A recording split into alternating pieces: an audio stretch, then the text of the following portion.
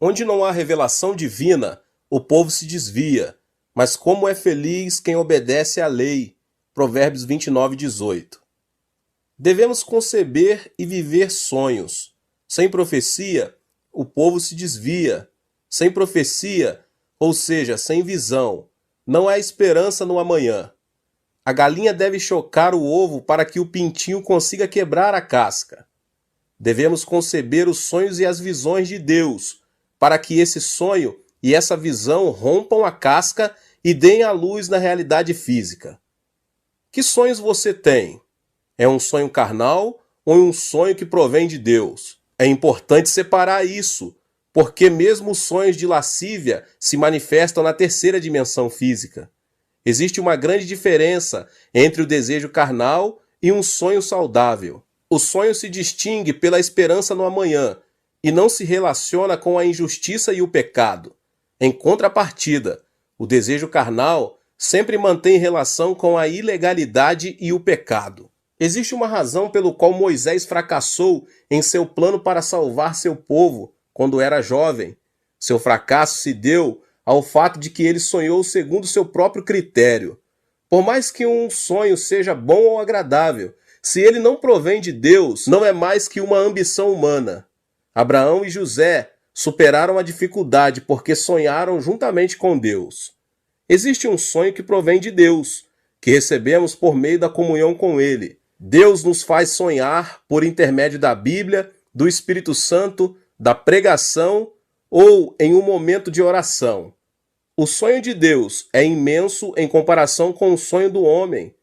Moisés sonhou com a libertação de seu povo. No entanto, Deus sonhou com a exaltação de Israel entre as nações, como uma nação sacerdotal. Deus disse a Moisés: "Vocês serão para mim um reino de sacerdotes e uma nação santa." Essas são as palavras que você dirá aos israelitas. Êxodo 19:6. Assim, o sonho de Deus é maior e mais amplo. É por essa razão que devemos sonhar os sonhos ilimitados de Deus e devemos agarrar-nos a esse sonho por toda a vida, como José fez. É aí que o sonho de Deus nos faz superar qualquer tipo de circunstâncias e obstáculos. O sonho que provém de Deus pertence à quarta dimensão. É o sonho que domina e se manifesta na terceira dimensão. Eu o convido agora a avaliar o sonho que você guarda em sua quarta dimensão e modificar seu sonho da seguinte forma. Primeiramente, espere coisas grandes e ocultas. O sonho que provém de Deus pertence à quarta dimensão.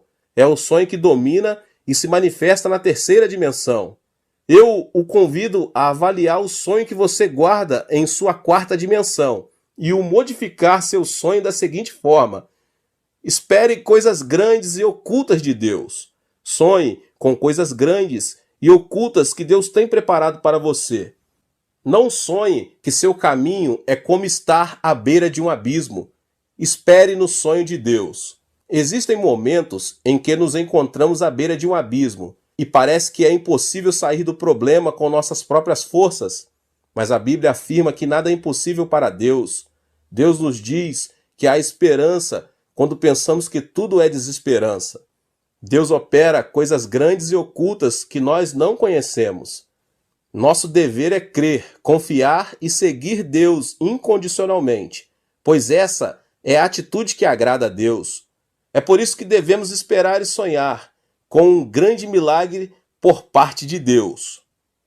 Foi no final do ano de 1965, enquanto esperava um voo de regresso no aeroporto do Rio de Janeiro, no Brasil, logo depois de ter dirigido uma cruzada nesse país, que um homem com o uniforme da polícia se aproximou de mim e pediu meu passaporte.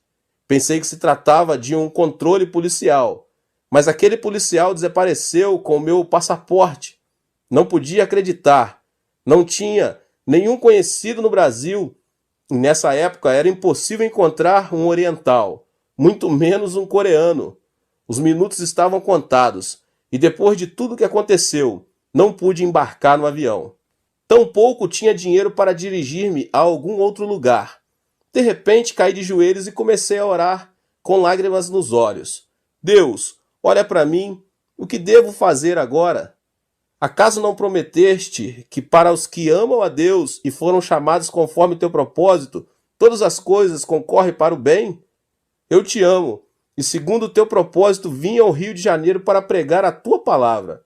Só o Senhor conhece minha aflição. Pai, creio em tua promessa, que todas as coisas contribuem para o meu bem. Senhor, fica comigo. Não podia fazer outra coisa além de orar. Continuei orando, quando um cavalheiro se aproximou do local onde eu estava e me disse: O senhor não é o pastor Chu? Jamais imaginei que alguém se aproximasse de mim para oferecer ajuda e olhei ao meu redor. Estava certo de que era a voz de uma pessoa, então respondi: Sim, senhor, sou o pastor Yang Cho. O senhor me conhece? Claro que sim. Faz 10 anos, um amigo meu, Levis Richard, foi à Coreia do Sul como missionário e enviou-me um artigo de um jornal onde aparecia sua foto. Foi muito comovente ler o artigo, mas que incrível, que prazer vê-lo aqui. Nunca pensei que depois de 10 anos iria vê-lo e conhecê-lo só de olhar. Mas o que está fazendo aqui?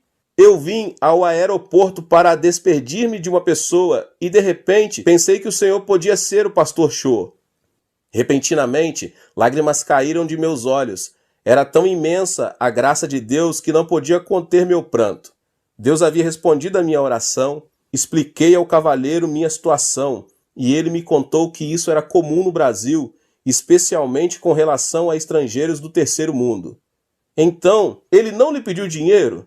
Seguramente não teria levado o passaporte se tivesse dado um pouco de dinheiro.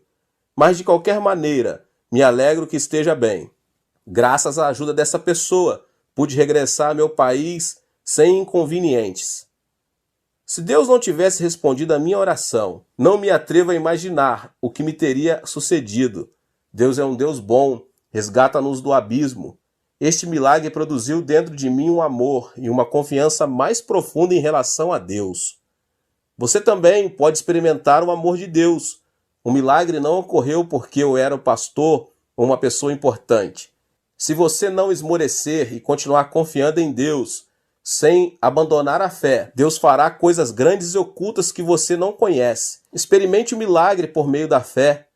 O Êxodo é um excelente exemplo para compreender quão grande e perfeito é o amor de Deus. Deus liberou o povo de Israel dos 430 anos da escravidão do Egito por meio da liderança de Moisés. Mas uma primeira muralha impedia o êxodo. O Mar Vermelho aguardava a chegada dos israelitas. Atrás, os soldados do exército de Faraó vinham com carros dispostos a matá-los. Era uma situação em que não havia nenhuma opção. Adiante, um grande mar. Atrás, todo um exército armado. Entre o povo se levantavam vozes de murmuração. O povo de Israel clamava, dizendo que não restava outra coisa senão morrer. E todos começaram a murmurar contra Moisés.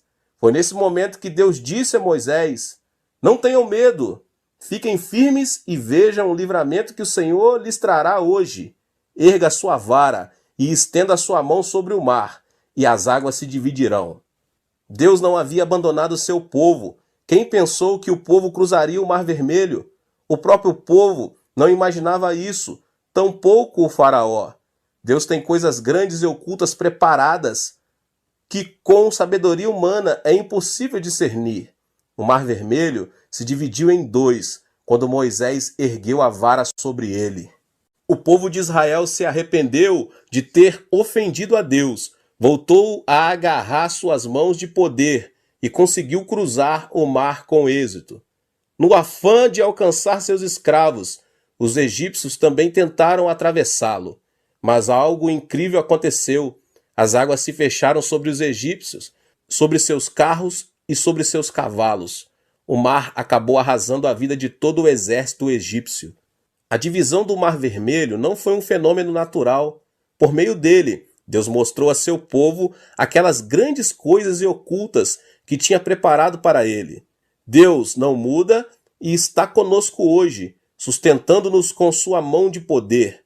1 aos Coríntios 2,9 diz: Todavia, como está escrito, olho nenhum viu, ouvido nenhum ouviu, mente alguma imaginou o que Deus preparou para aqueles que o amam.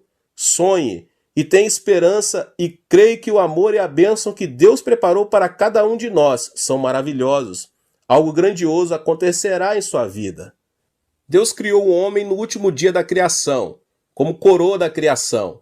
Criou primeiro todas as coisas e depois Adão e Eva, a quem ortogou o poder de dominar e subjugar a terra. Note que primeiro Deus criou todo o necessário para que o homem, pelo amor de Deus, habitasse a terra. O mesmo Deus que preparou a criação para Adão e Eva pudessem habitar a terra, preparou nossa vida para que em Cristo Jesus experimentemos o novo nascimento. Deus predestinou nossa salvação antes da criação do mundo. Não que tenhamos pecado por acaso, e por acaso se abriu um caminho para a nossa salvação. A cruz de Jesus Cristo era um evento pré-determinado para redimir nossos pecados. Gênesis 3,15 diz: porém inimizade entre você e a mulher, entre sua descendência e o descendente dela. Este lhe ferirá a cabeça, e você lhe ferirá o calcanhar. Esta palavra implicava muitos eventos que ocorreriam no futuro. É importante saber que a cruz de Jesus não foi uma casualidade, mas sim um plano pré-determinado.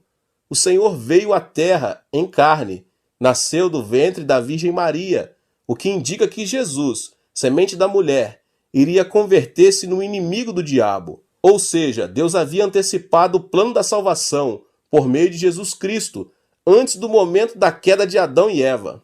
600 anos antes de Cristo, o profeta Isaías profetizou que Cristo morreria crucificado. Isaías 53, 4 e 5 diz: certamente ele tomou sobre si as nossas enfermidades, sobre si levou as nossas doenças. Contudo, nós o consideramos castigado por Deus atingido e afligido, mas ele foi transpassado por causa de nossas transgressões, foi esmagado por causa de nossas iniquidades. E o castigo que nos trouxe a paz estava sobre ele, e pelas suas pisaduras fomos curados. Esta passagem da Bíblia nos revela quão determinado estava o plano da salvação, a razão pela qual podemos ser salvos, por meio da fé em Jesus Cristo, deve-se ao fato de que o Senhor preparou o caminho para a salvação. Foi-nos revelado o segredo de que, por meio da fé em Jesus Cristo, recebemos o perdão dos pecados, justificação e salvação. O amor e o poder de Deus são tremendos. É impossível entender a obra de Deus com o intelecto sensorial, porque Deus supera o intelecto. Portanto, devemos crer no que Deus nos preparou. Não devemos cambalear em nenhuma circunstância, mas sim crer que Deus predeterminou tudo. A solução não se encontra em nossas mãos, mas nas mãos de Deus. Recorde o que a Bíblia diz em Jeremias 33, 2 e 3. Assim diz o Senhor que fez a terra, o Senhor que a formou e a firmou. Seu nome é Senhor. Clama a mim, e eu responderei, e lhe direi coisas grandes e insondáveis que você não conhece. Creia na promessa da palavra e tenha esperança.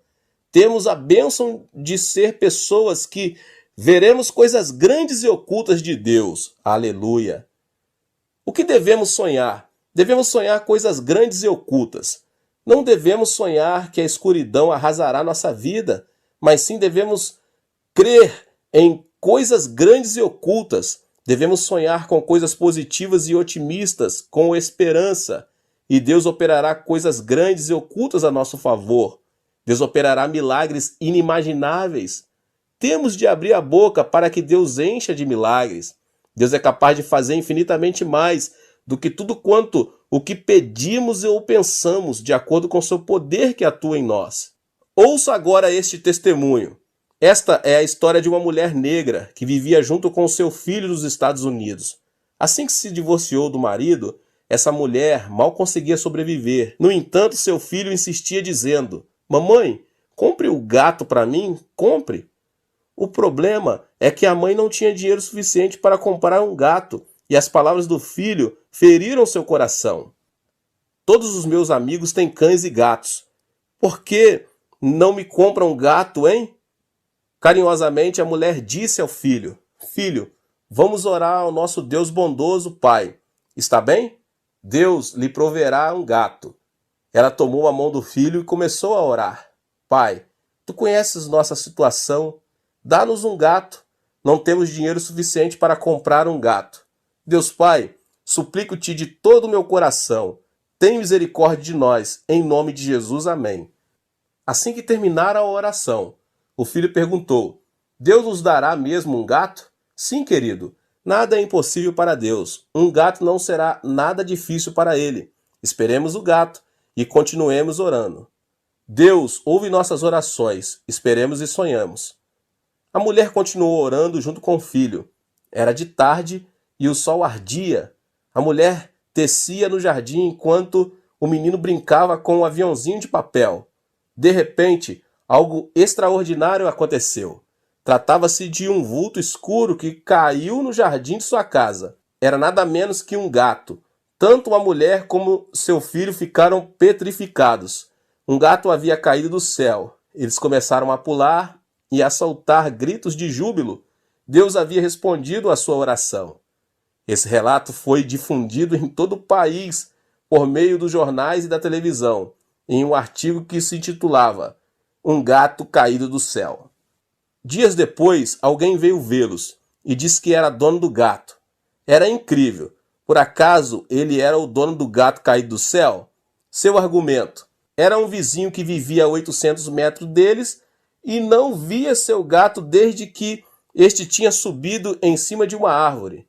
Sua explicação era que, por mais que tivesse tentado, não pudera fazê-lo descer. No final, quando o vizinho resolveu inclinar a árvore para alcançar o gato, não conseguiu segurá-la e soltou-a.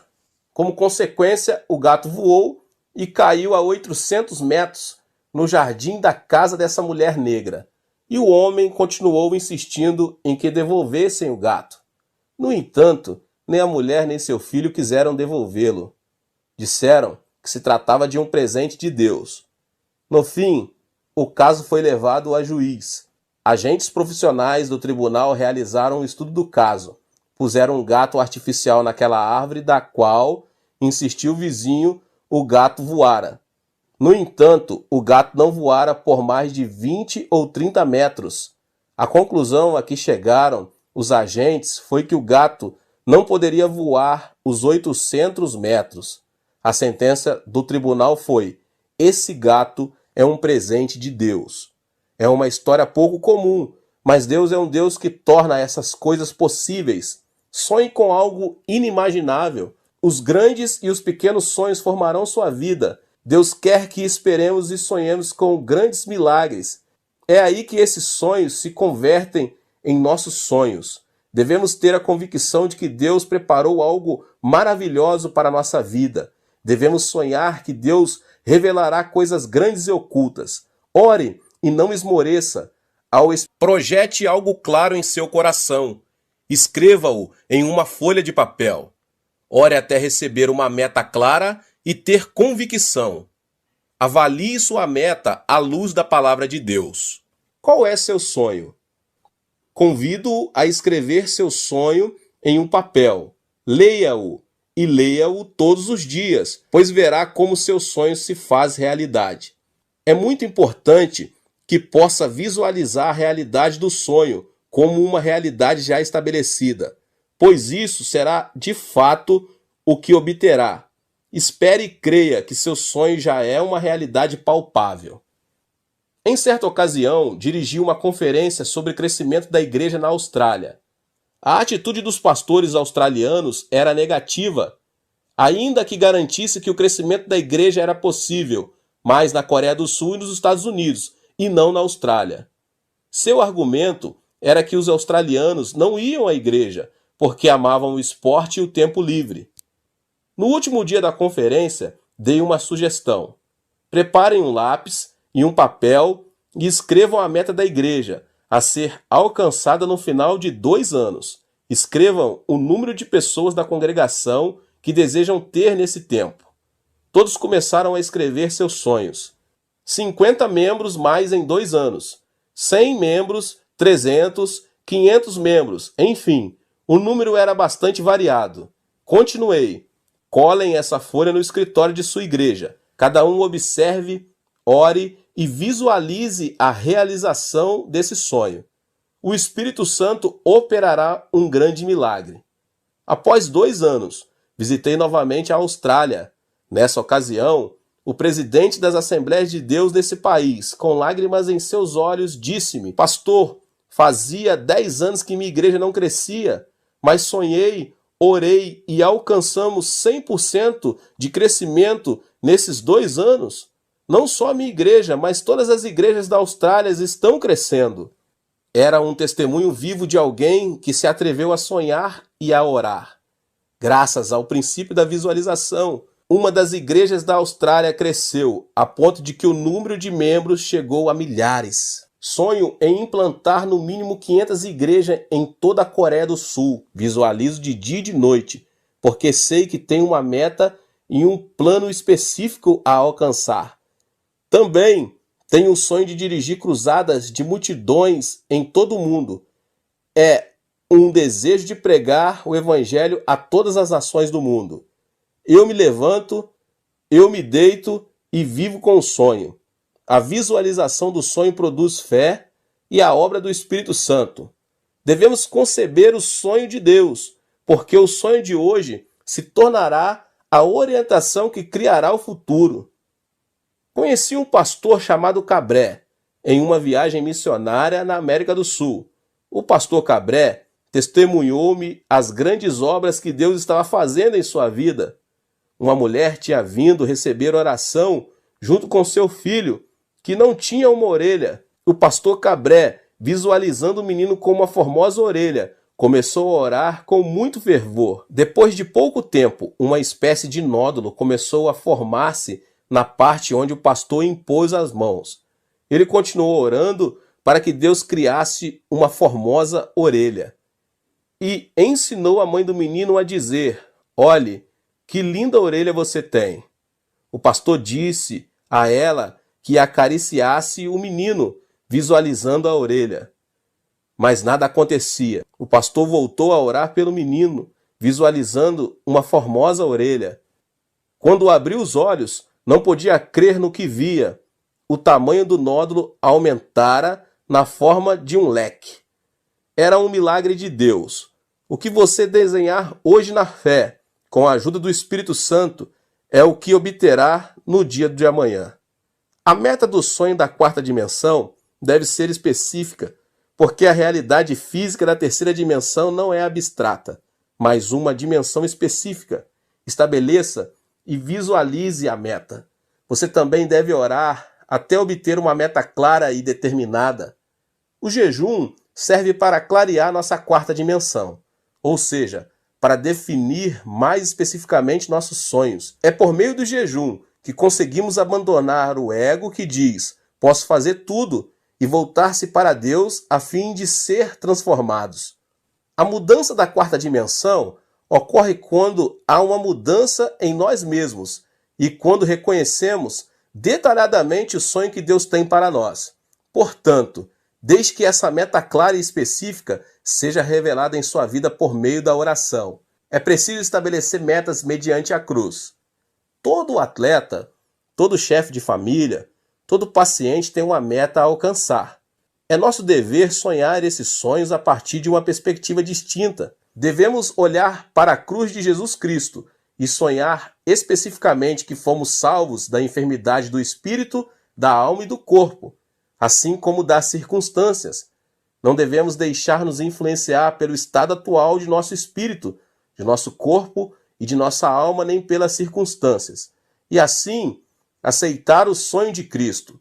Em 1 Pedro 2,24 encontramos: Ele mesmo levou em seu corpo os nossos pecados sobre o madeiro, a fim de que morrêssemos para os pecados e vivêssemos para a justiça. Por suas feridas vocês foram curados. Devemos aceitar o sonho de Cristo mediante a cruz. A desordem mental será sanada e veremos o poder de Deus. Devemos visualizar a bênção de Abraão e a meta de nossos sonhos mediante a cruz. É preciso desfazer a desordem mental da maldição e da pobreza e aceitar a bênção e a prosperidade de Abraão que há em Cristo, pois é esse o sonho que Cristo tem para nós. Gálatas 3,13 diz: Cristo nos redimiu da maldição da lei, quando se tornou maldição em nosso lugar, pois está escrito: Maldito todo aquele que for pendurado no madeiro. Devemos estabelecer metas mediante a cruz de Cristo. A meta final do cristão não se encontra neste mundo, mas se estende até o reino eterno. Em 2 Coríntios 5:1 diz: sabemos que, se for destruída a temporária habitação terrena em que vivemos, temos da parte de Deus um edifício, uma casa eterna nos céus, não construída por mãos humanas. Ponha seus olhos em Jesus, que levou a cruz sobre si, e sonhe. Nossa esperança não se limita ao que é terrestre, antes vai além dos céus. É preciso que você comece pelo pequeno. Assim como um bebê cresce na incubadora, desde que seu sonho vá crescendo. Caminhe junto ao Espírito Santo, seja fiel no pouco e supere as adversidades. Uma vez que tenha concebido um sonho mediante a cruz, você deve semeá-lo para depois colhê-lo. Apesar das circunstâncias, se você consegue semear a semente do sonho que concebeu com a ajuda do Espírito Santo, essa semente dará fruto, crescerá, vencerá e transformará a terceira dimensão. O sonho transformará a morte em vida, a escuridão em luz, a pobreza em riqueza. A mudança de vida se origina de uma mudança de sonho na quarta dimensão. Sonhe, semeie e realize seu sonho. Prepare-se para a realização do sonho. Todos desejam uma mudança na vida e a realização de seus sonhos, mas são poucos os que se preparam para isso. Para alcançar o sonho, é imprescindível a preparação. Se você tem um sonho, deve ter convicção de que o sonho será alcançado e agir como se já tivesse realizado. Daí a necessidade de preparação. Para aquele que não se prepara, seu sonho continuará sendo um sonho e será difícil alcançá-lo. O templo central da Igreja do Evangelho Pleno de Ioldo, utilizado hoje, é um templo que foi reconstruído e ampliado de dentro para fora. Ao ver que minha igreja apresentava um crescimento explosivo, fiz um plano de construção de um complexo ao redor de um templo central, o Departamento de Educação, 2 centros para as missões e um edifício para o jornal diário. Também senti que devia reconstruir o complexo do Monte da Oração, porque sabia que muita gente necessitava de ter uma comunhão mais íntima com Deus em um lugar isolado da cidade, mas só contava com $2.000 no bolso. O custo aproximado da construção era de $2 milhões, mas Deus proveu todos os recursos. Deus é meu capital. Lembre-se, a visão e a paixão precedem as finanças, porque Deus provê nossas necessidades. Existem prioridades na obra de Deus. Primeiro, devemos avaliar se algo é da vontade de Deus. Segundo, devemos estabelecer metas claras. Terceiro, necessitamos ter paixão para alcançar a meta. Quarto, temos de crer que Deus nos ajudará. Uma vez que tenha respeitado essas prioridades, é o momento de fazer contas na calculadora e pagar o preço. Em meu caso, sigo adiante crendo que Deus proverá os recursos. As circunstâncias e as adversidades nunca são um impedimento. Só caminho pela fé, porque Deus é quem cumpre sua palavra. Como pais, preparamos a roupa, os sapatos e o berço mesmo antes de o bebê nascer. O mesmo acontece com nossos sonhos. Uma vez que tenha concebido o sonho, você deve se preparar para as alternativas reais e saber que prosseguirá pelo poder do Espírito Santo, pois essa é a única forma de conceber um sonho. Um sonho não é algo que se cumpre, e sim algo que nasce. Prepare a cama onde o sonho recém-nascido possa descansar. Prepare-se. O sonho de Deus vai além de nosso entendimento. Ele quer que o Evangelho seja pregado em todo o mundo por meio da igreja. Devemos trabalhar para alcançar o sonho de Deus. Deus é nosso capital maior. Deus não nos desapontará enquanto caminharmos em fé e confiarmos em seus recursos. Ore até alcançar o sonho. Gênesis 17 diz que Deus prometeu a Abrão um filho quando Abrão tinha 99 anos de idade. Abrão e Sarai não tinham filhos, mas Deus lhes disse que chamara as coisas que não são como se já fossem. Abrão tinha 99 anos e sua esposa 89. Já eram anciãos de idade e sem filhos. No entanto, Deus mudou o nome de Abrão para Abraão e o de Sarai para Sara, que significam pai de multidão e mãe de multidão. Eles não tinham filhos, mas para Deus os filhos já tinham vindo.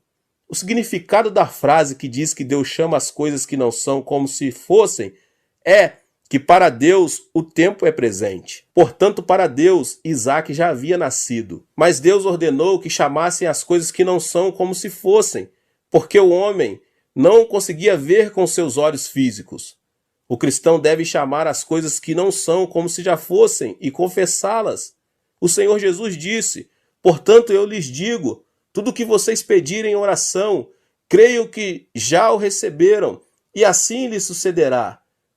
Isso significa que devemos visualizar, pensar e crer nas coisas que não são como se já fossem, e devemos crer que as recebemos, ainda que não sejam palpáveis neste momento. O Senhor Jesus disse: eu lhes asseguro que se alguém disser a este monte, levante-se e atire-se no mar, e não duvidar em seu coração, mas crer que acontecerá o que diz, assim lhe será feito. O que implica que devemos ter confissão de que o monte será arrancado e lançado ao mar antes de termos mencionado tais palavras. Outra coisa bem importante é orar com muito fervor. Então, até quando devemos orar? Devemos orar até que o Espírito Santo nos dê convicção do que é suficiente e do que não é e nos diga: agora basta. Isso é algo que você certamente já experimentou. Em minha experiência pessoal, quando oro pela primeira vez por algo novo, sinto que existe uma distância muito grande entre minha pessoa e a resposta. Mas quando insisto em oração, digo: Deus responde, responde. Sinto que a resposta se aproxima. De repente, um dia recebo a convicção de que minha oração foi respondida. É aí que começo a pensar, visualizar e confessar o que não é como se fosse. Existem muitas pessoas que vão ao monte da oração para receber saúde. Antes de chegar ao monte, a saúde parece algo muito distante. Mas depois de orar durante 1, 2 ou 3 dias, chega um momento em que a pessoa recebe a convicção que foi curada e confessa: fui curado, mas a saúde ainda não chegou. Lembre-se de que a figueira não secou no mesmo instante, mas um dia depois que Jesus a amaldiçoou. A convicção está presente, mas também a enfermidade. Não obstante, alguns dias depois de regressar no monte da oração, a enfermidade desaparece. Existe um lapso entre a convicção e o cumprimento. Por exemplo, pense na erva do campo. Se você arranca a erva, ela não seca no mesmo instante, pois ainda que já esteja morta, isso requer pouco mais de tempo. Da mesma forma, o que recebemos já existe, mas necessita de tempo para que se manifeste na realidade. Uma irmã de minha igreja não podia nem sequer subir as escadas, em virtude de um problema de coração. Os médicos a aconselharam a submeter-se a uma cirurgia. A artéria coronária estava obstruída, mas essa irmã decidiu dirigir-se ao monte da oração. Deus Pai, aqui está o dinheiro necessário para a operação. Eu o ofereço a ti. Quero que tu me operes diretamente. Sei que isso soa estranho para um incrédulo. Se a artéria está entupida, como alguém poderá salvar sua vida sem uma cirurgia? Contudo, enquanto ela orava, senti uma forte convicção do Espírito Santo, que ela dizia que tinha sido curada. Salte! Era a voz do Senhor. Todavia, um movimento brusco podia levar-lhe à morte. Mesmo assim, sua convicção levou a levantar-se e dar saltos. Estranhamente, não teve problemas respiratórios. De repente ouviu uma voz que dizia: quero que você suba ao cume de Elias e volte. O cume de Elias é o cume do monte da oração e é bastante difícil de subir, mesmo para uma pessoa normal, saudável. No entanto, a irmã não hesitou em subir ao cume de Elias e voltou sem problemas. Era um milagre de Deus. O segredo do milagre é crer e visualizar o que não é como se fosse. Diante de um pedido, devemos orar sem cessar, até que tenhamos recebido a convicção da resposta. Devemos orar com fervor, por mais que a meta nos pareça demasiado difícil de alcançar. O esposo e a esposa incrédula, o sonho quanto aos filhos, o trabalho, a enfermidade, são como uma grande montanha. Ore por aquela meta, visão e sonho que parecem inalcançáveis ante seus olhos, e não cesse de fazê-lo até que tenha recebido convicção de que seu pedido foi respondido. É preciso visualizar a realização de seu sonho e seja fiel no pouco. O herdeiro da indústria de aço de Carnegie chama-se Charles. Formado apenas na escola primária, começou a trabalhar na fábrica como um peão em todo tipo de trabalho. Apesar de sua posição não ser algo nobre, nunca perdeu o sonho e era fiel em tudo o que lhe encomendavam. Foi fiel pensando que era o dono da empresa e sonhava com um amanhã de êxito. Limpava cada canto da fábrica todos os dias, como se fosse sua casa e como se ele fosse o dono da fábrica. Seus colegas o criticavam, mas ele limpava a fábrica em dias de sol ou de chuva. Sonhava que a fábrica era sua propriedade. A atitude desse trabalhador terminou comovendo o coração de toda a gente. Sua fidelidade serviu como mérito para começar a trabalhar como um empregado no departamento de limpeza. Assim que ascendeu como empregado, continuou trabalhando com a mesma fidelidade de antes. Sua atitude fiel foi difundida de boca em boca e o presidente da empresa, Carnegie, decidiu contratá-lo como seu secretário pessoal. Esse homem continuou sendo fiel em seu novo posto de trabalho e serviu como porta-voz do presidente. Sua filosofia de trabalho era: sou o dono da empresa, portanto devo trabalhar com a mentalidade de que se alguém me obriga a levar uma carga por 1 milha, devo ir com ele 2 milhas. E se alguém me pede a túnica, devo dar-lhe também a capa. E trabalhou fielmente. O presidente Carnegie, comovido pela fidelidade de seu secretário, ofereceu-lhe um incentivo de $1 milhão, quando o salário anual de seu secretário era de $2 a $3 mil. E à vista de todos os seus empregados, Carnegie disse que o sonho e a fidelidade de Charles era algo imensurável. Quando chegou o momento da aposentadoria de Carnegie, todos os empregados começaram a se perguntar quem iria sucedê-lo nessa grande empresa. Alguns afirmavam que algum graduado da Universidade de Harvard ou Princeton ou algum filho de um empresário importante iria substituí-lo no cargo de presidente. Carnegie, porém, nomeou Charles o novo presidente da indústria de aço, o qual havia começado como peão e trabalhado no departamento de limpeza e, por fim, servido fielmente a Carnegie como seu secretário. Isso causou um grande impacto em todo o mundo, até no próprio Charles. Carnegie enfatizou que sua empresa deveria ser dirigida não por uma pessoa com títulos de estudos avançados, mas por alguém com amor, fidelidade e sonhos com relação à empresa. Em outras palavras, Charles era o homem em que Carnegie confiava, por seu amor, fidelidade e sonhos em relação à empresa. Eu o exorto a que dê o melhor no lugar em que se encontra. O Senhor está com você e quer ajudá-lo. Seja fiel no pouco. Deus vê tudo e conhece as fibras mais íntimas do nosso coração. Deus nos exaltará a seu tempo. Ponha seu olhar em Deus e seja fiel no que lhe foi confiado. O túnel da aflição leva-o à realização do sonho. Não se alcança o sonho por acaso. É necessário que se passe primeiro pelo túnel da aflição. Ou seja, existe um preço a pagar.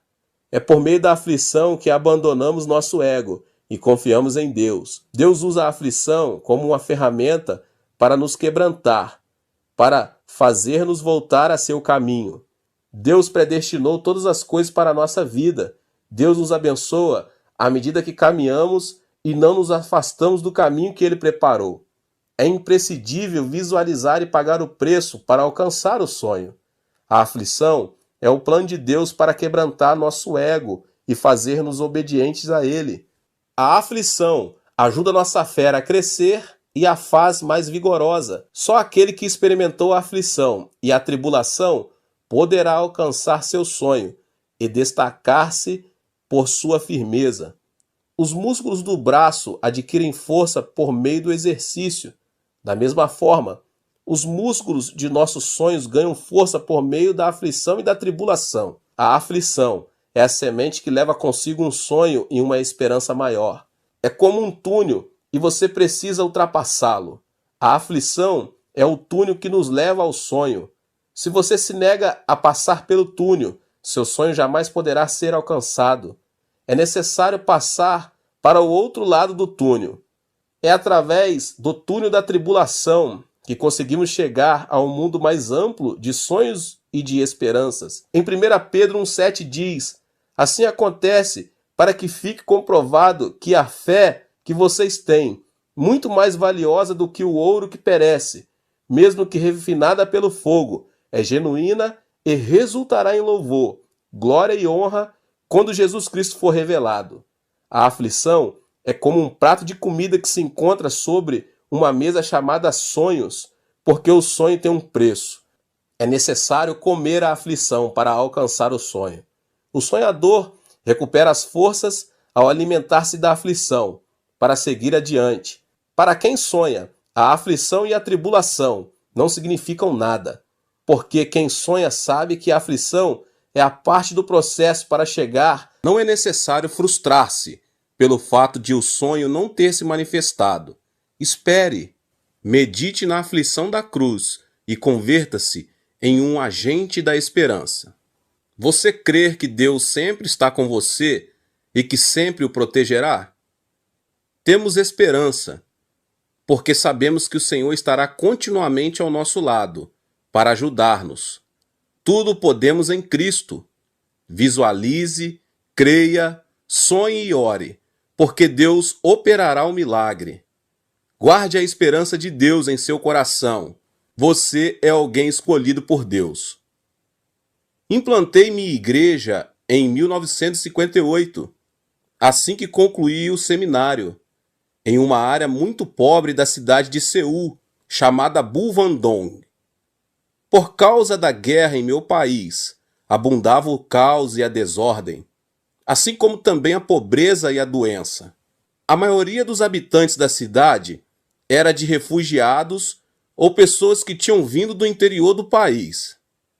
A área onde eu estava se caracterizava como uma das mais pobres de toda a cidade. Foi no meio desse ambiente que comecei a pregar o Evangelho. Era uma das áreas onde se fazia mais necessário a resplandecência da luz da esperança de Deus. Arrependam-se e recebam Jesus Cristo.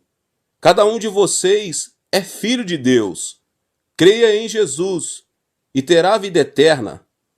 Apesar de minha mensagem apaixonada, todos se mantinham indiferentes. O povo de Dai-Jodon era muito inseguro nessa época, pois essa era uma área onde vivia a população mais pobre e com problemas, quadrilhas, alcoólatras e pessoas que padeciam de enfermidades de todo tipo.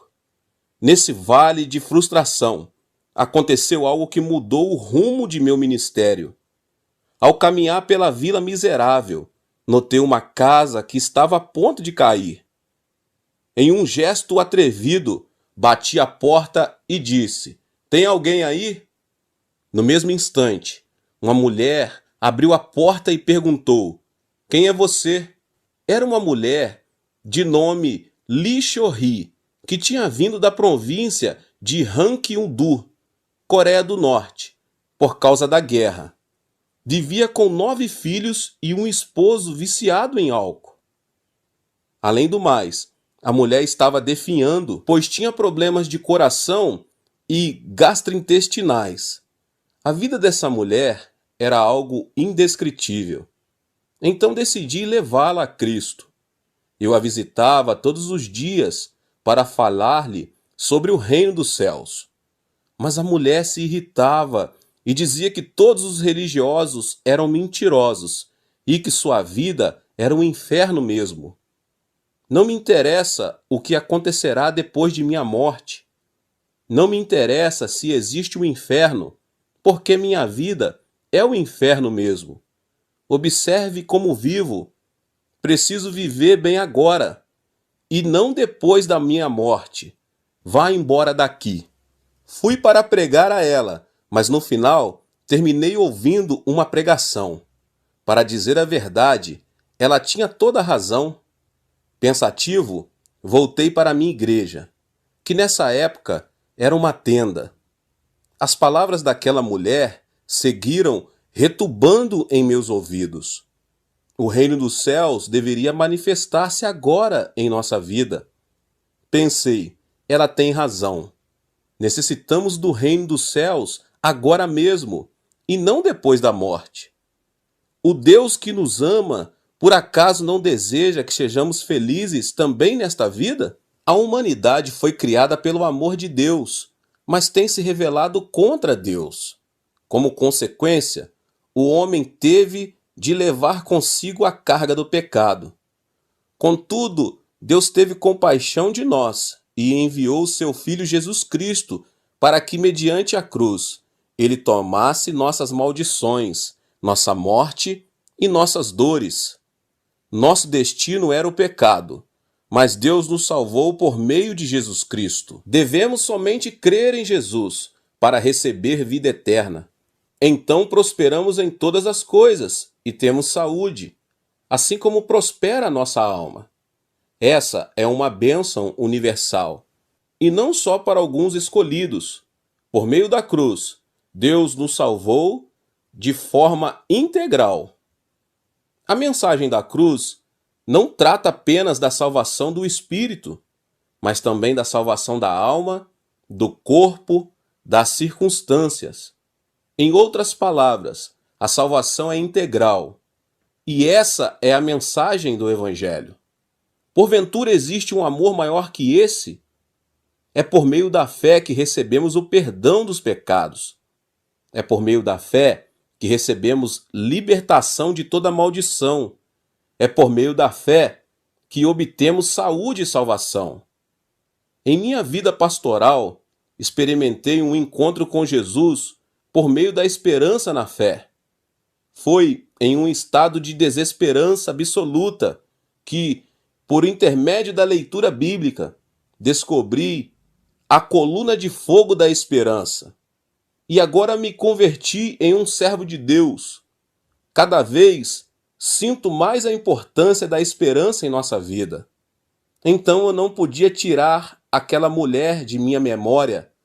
Eu pensei que ela também necessitava de uma mensagem de esperança. Então decidi voltar a ela. Senhora, convido-a a mudar seu destino.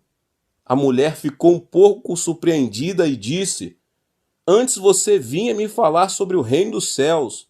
Agora você vem falar de destino. Mas que tipo de pastor é você? Vá embora daqui. Ela começou a falar com ironia, mas insisti dizendo: conheço alguém que pode mudar seu destino. Você me acompanha?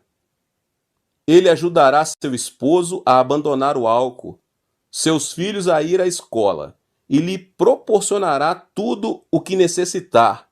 Acompanhe-me. Ao ouvir essas palavras, a mulher mudou de atitude e abriu um pouco seu coração. Atravessei um arrozal e cheguei à tenda, mas dessa vez acompanhado por aquela mulher. O que é isso? É minha igreja. A mulher lançou um olhar de canto a canto da tenda e, segurando a barriga, caiu na gargalhada. É você quem precisa mudar de destino. Diga a essa pessoa que o ajude a mudar de destino.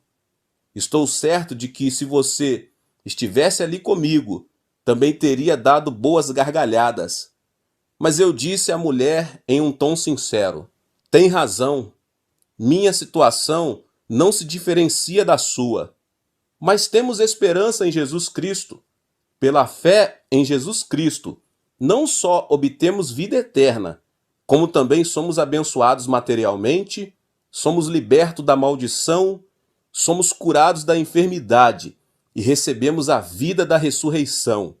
Convido você a crer em Jesus Cristo. A mensagem da esperança conseguiu apagar o fogo de sua ira, e a mulher começou a frequentar minha igreja todos os dias. Falávamos de esperança e eu orava por ela. Um dia aconteceu algo incrível. Ela foi curada dos problemas cardíacos e estomacais, e após um período de oração de 3 meses, seu esposo abandonou o álcool e começou a frequentar a igreja. Era um milagre. Deus havia operado um milagre. Além disso, graças à ajuda de uma associação civil dos habitantes da província de Ranking-Udo, ele conseguiu um emprego e assim já podia sustentar a família. Seus filhos começaram a ir à escola. Era uma época em que se podia construir qualquer tipo de casa, bastando para isso ser proprietário do terreno. Ajudamos a família a comprar um terreno e a construir uma moradia.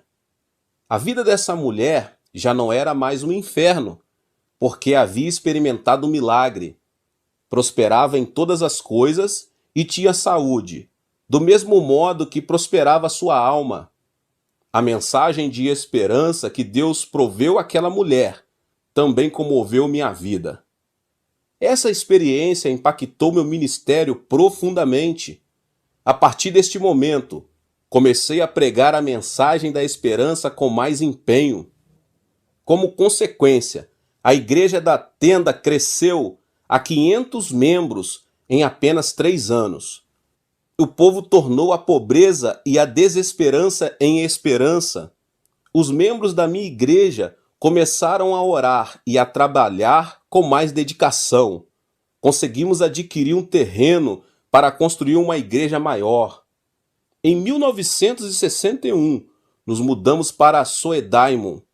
Muitos caçoaram de mim quando abri minha igreja em uma área central, porque nessa área se cruzavam 2 avenidas e estavam 4 das maiores igrejas da Coreia do Sul.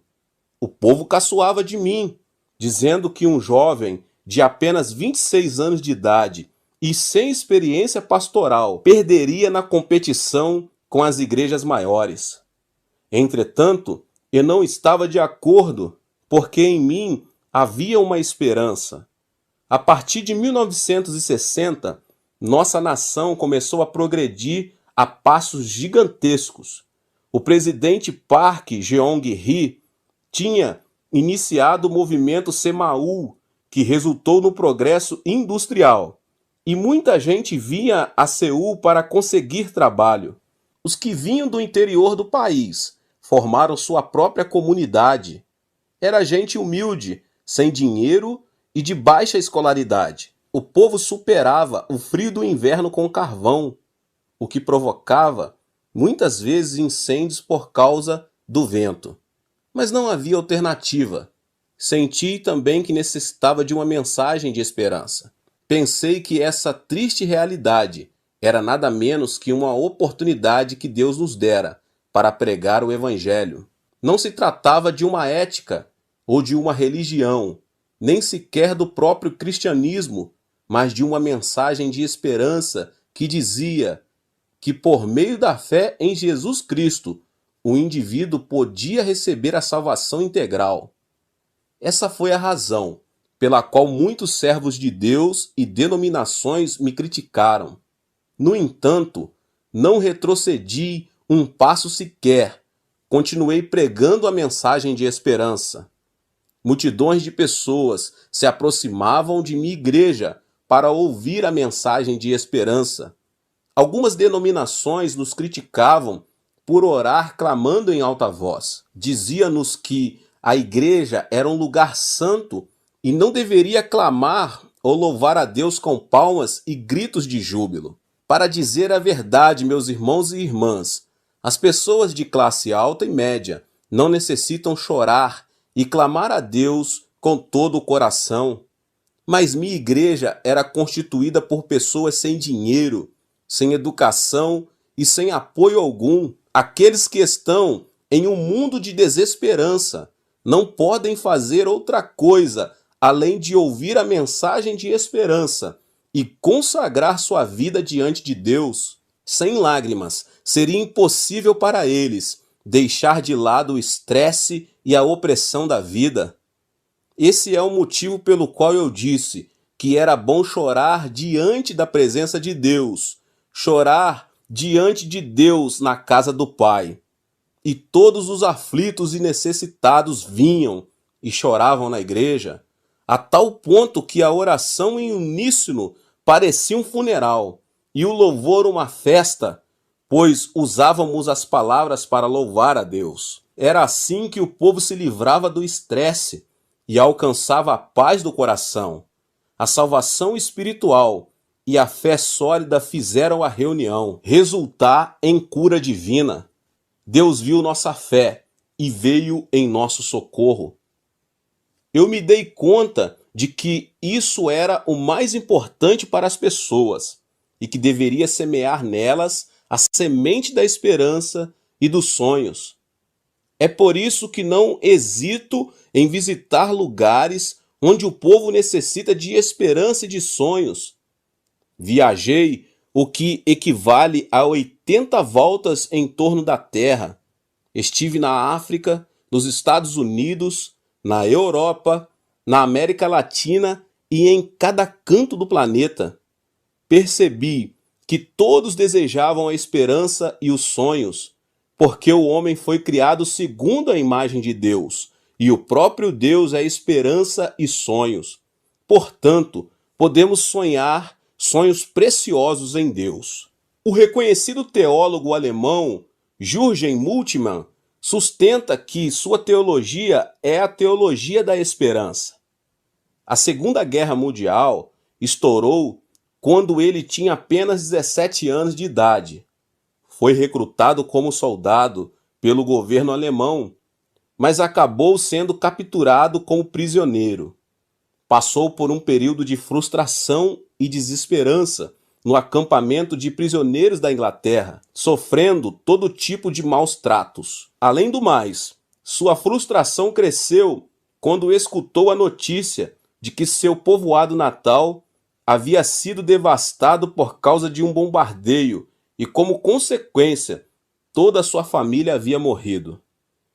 O jovem Moltmann, ao saber que tanto seu país como seu povoado natal haviam sido destruídos, bem como a vida de toda a sua família, enquanto ele mesmo sofria no acampamento de prisioneiros, em um estado de desesperança absoluta, decidiu acabar com a vida. Um dia, um pastor aproximou-se do jovem Moltmann e presenteou-o com uma Bíblia.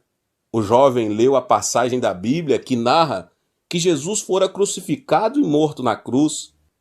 Jesus viera ao mundo, sendo o Filho de Deus, mas o mundo não aceitou.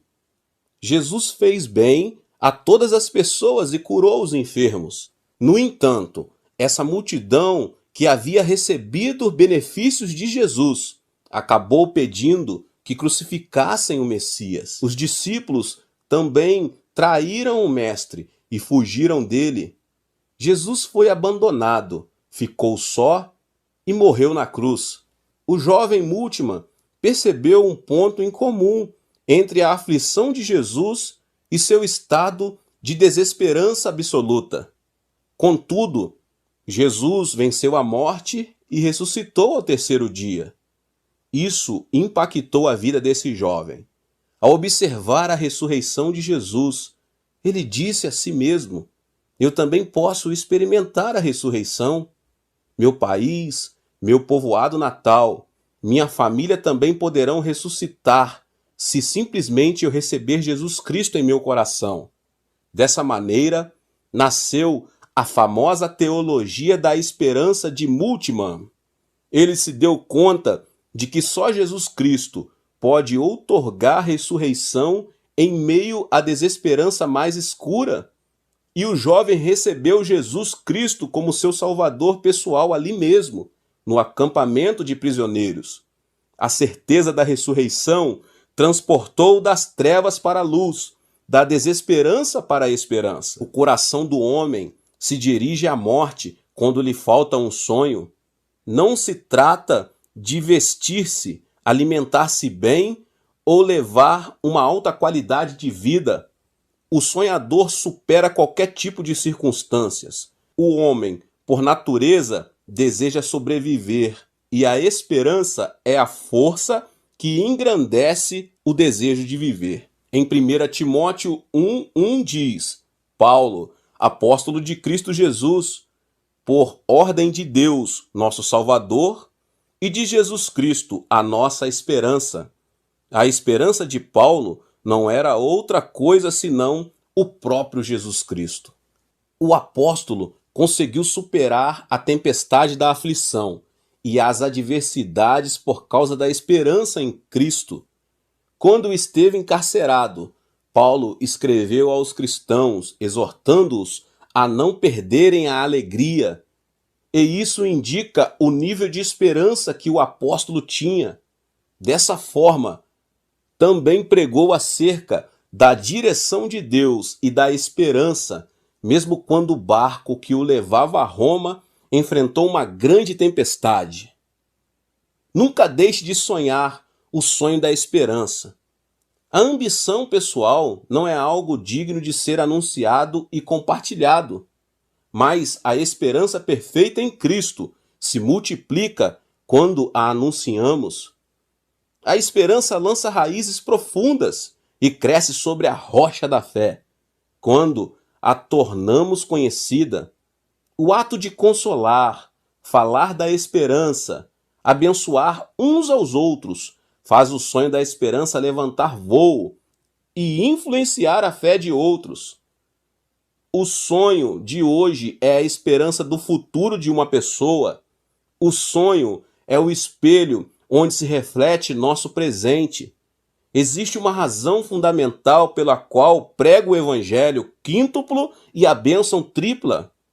A meta é que as pessoas concebam o sonho mediante a cruz, o sonho de prosperar em todas as coisas e ter saúde, assim como prospera a nossa alma, por mais que as circunstâncias se apresentem adversas a nós. O sonho é o elemento que subjuga e transforma a terceira dimensão, porque o sonho incuba a terceira dimensão física e material. Por mais que a realidade seja um caos, uma grande desordem, as circunstâncias mudam ao serem incubadas, e isso transforma a morte em vida, o caos em ordem, as trevas em luz, a pobreza em prosperidade. Não deixe de sonhar em Deus e mantenha um alto nível de esperança. Sua vida será transformada em nome de Jesus. Deus abençoe a vida de cada um que ouviu essa palavra tremenda. Não esqueça de se inscrever aqui no canal e ativar o sininho das notificações. Deixe também o seu like e não se esqueça de compartilhar com as pessoas que você mais ama. Nos vemos nos próximos vídeos. Até mais. Levanto os meus olhos para os montes e pergunto: de onde me vem o socorro? O meu socorro vem do Senhor, que fez os céus e a terra. Ele não permitirá que você tropece. O seu protetor se manterá alerta. Sim, o protetor de Israel não dormirá. Ele está sempre alerta. O Senhor é o seu protetor. Como sombra que o protege, ele está à sua direita. De dia o sol não te ferirá, nem a lua de noite. O Senhor o protegerá de todo o mal, protegerá a sua vida. O Senhor protegerá a sua saída e a sua chegada, desde agora e para sempre.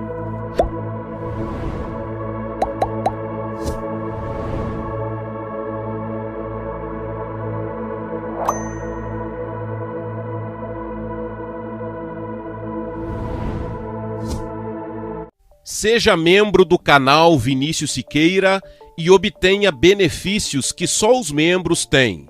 Então, você que já é inscrito no canal e ativou o sininho das notificações, logo você vê o botão Seja Membro, clique nele e obtenha os benefícios.